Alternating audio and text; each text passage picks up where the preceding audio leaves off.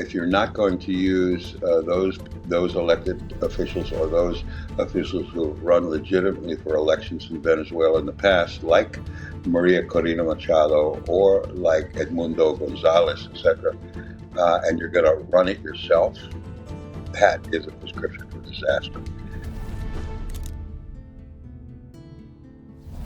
Hello and welcome to Independence Avenue Media. I'm Ia Meur-Michelet and my guest today is Ambassador Peter Romero. He was Assistant Secretary of State for Western Hemisphere Affairs, and he also served as the U.S. Ambassador to Ecuador. Ambassador Romero, thank you very much for finding the time to talk to us today on this on such a short notice. Things unfolded in Venezuela early this morning, local time in Caracas. Did you expect it? What do you Well, of course, nobody knew the exact timing of any of this, but it's not surprising. President Trump has signaled his intentions now for several months since the beginning of September, and he went ahead and did it.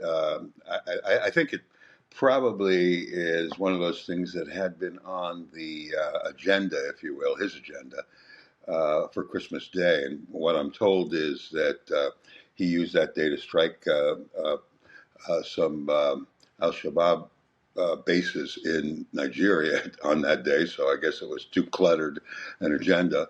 And as a diplomat, I'm just saddened by the whole thing. I really do think that this is not the right way to go around regime change.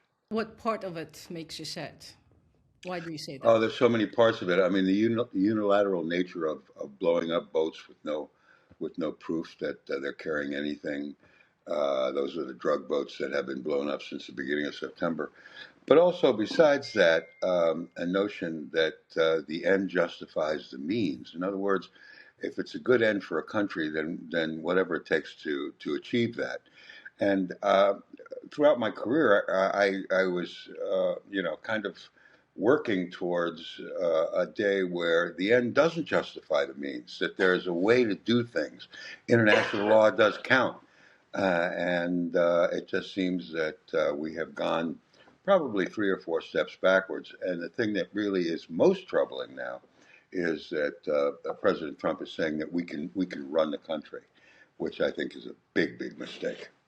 How do you think that's possible? That surprised everybody when he said it. It did, and the thing that's most surprising is that Maria Corina Machado, who had just won the Nobel Peace Prize, dedicated that prize to Trump, and he called her all kinds of great names, a real democratic advocate and hero and all that stuff.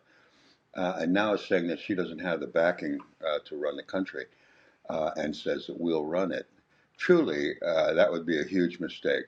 There are Cubans armed and ready to fight for the survival of Cuba, because, of course, if Venezuela if the Chavistas, the followers of Chavez in Venezuela, lose, then Cuba will not get this concessionary oil that it's been getting for now close over 20 years.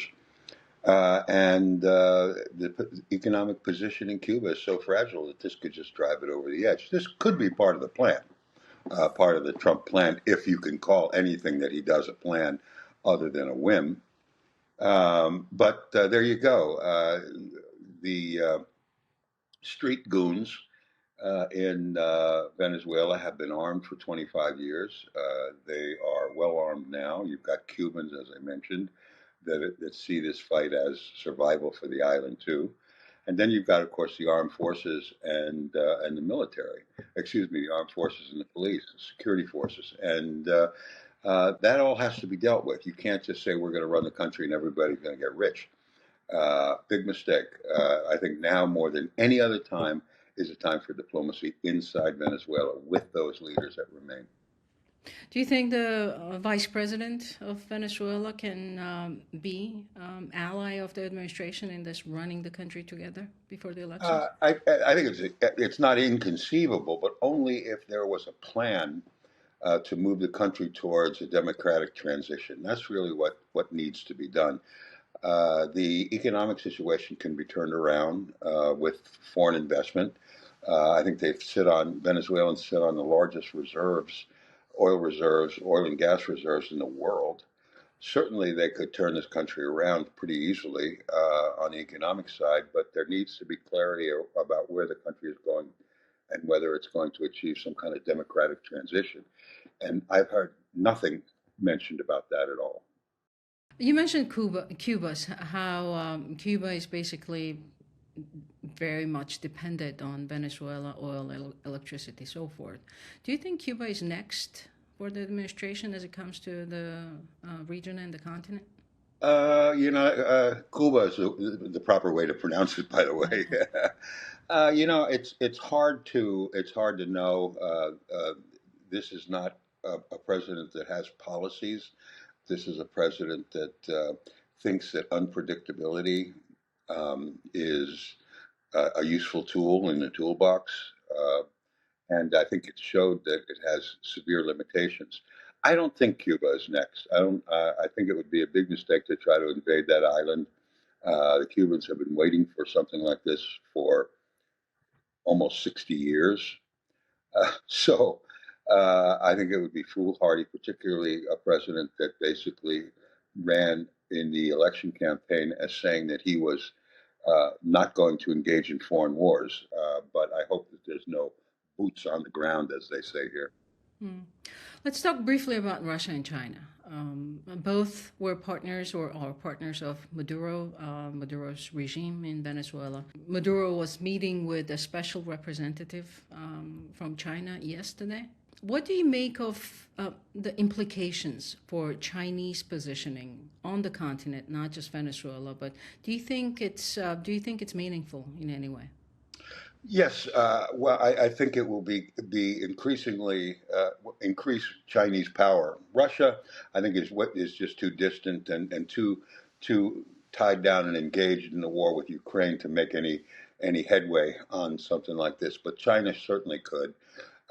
You've got President Sheinbaum of Mexico, President Lula of Brazil already speaking out, condemning the actions, reminding the world that the United States has reacted to these kinds of situations in the past, over the last couple of hundred years.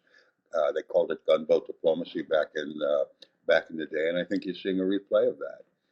Nobody's going to adhere to it. If there was some diplomacy that was conducted beforehand, and you brought together a group of like-minded countries that saw Venezuela as a threat and brought everybody in and respected their points of view and did the diplomacy first. But now nobody is going to jump in and say that this was a great thing. I think President Milei of Argentina was somewhat cautious in what he said. President Noboa of Ecuador the same. But you're not going to get presidents in this hemisphere say that this was really a good thing. Maybe President Bukele of El Salvador, who seems to be a close ally of Trump, might. But over the longer term, I think the beneficiaries of this are China. How so? Beneficiary. Beneficiaries to the extent that the Americans are doing what Latins have always thought that they would do, whether you call it the Monroe Doctrine or whether you call it the Trump Doctrine. There's been a lot of speculation about using gunboat diplomacy again, and that puts us 250 years behind the curve. Countries are moving towards international rights, multinationality in terms of, multilateralism in terms of solving world problems and that sort of thing. And we're going back to gunboat diplomacy. That's not a good look. And there's not a lot of people that are going to embrace that. Do you think this is a precedent for other big power leaders, let's say Putin, let's say Xi, others, to conduct similar operations elsewhere? It very well could. I hope not, but it could open the door. I mean, getting back to my first statement about the end justifies the means, there's certainly countries like Russia who believe that invading Ukraine, the end justifies the means, because culturally, historically, religiously, etc., Ukraine has had close ties to Russia over not only centuries but the millennia.